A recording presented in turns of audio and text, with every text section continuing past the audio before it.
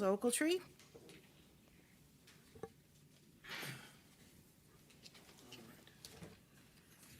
All right, good morning. Morning. I have a couple questions that hopefully you can answer for the constituents today.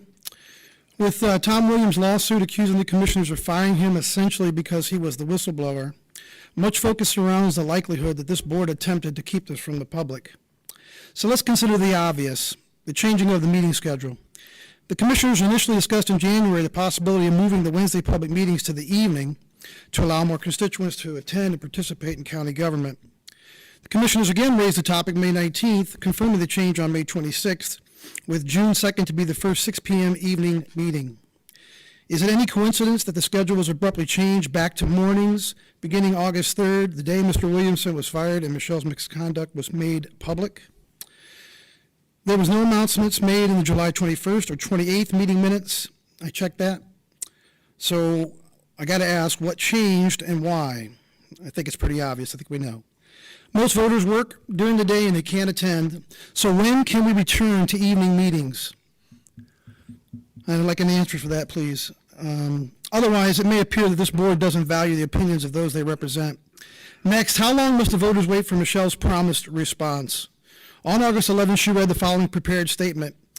I take the comments that have been made, that have been shared very seriously, and regrettably, I wish this had not happened, and I'm dealing with this matter with my family. I would like to address all of your questions and comments and have committed to a response at a time in the near future. I want to share with the residents that I appreciate your consideration and allow me time to have these important conversations carefully and considerately with my husband and family. Thank you. Michelle, you've had 3 months to deliver your response, but have failed. By your actions, any reasonable person would conclude that you have no intention of answering any questions, as you have made no effort to do so thus far, or you've not resigned. That would have been an option as well.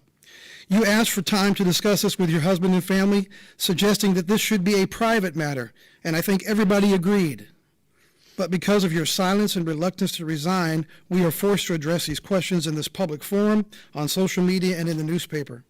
Your unwillingness to answer to the people, or better yet, resign, again makes clear your lack of judgment and further diminishes your reputation. You have a duty to the people to make county government transparent, and you have failed. And by your continued silences, I think you've all failed. It's important to do the right thing, even when it's hard. Thank you. Moving on to reports, E. County Administrator.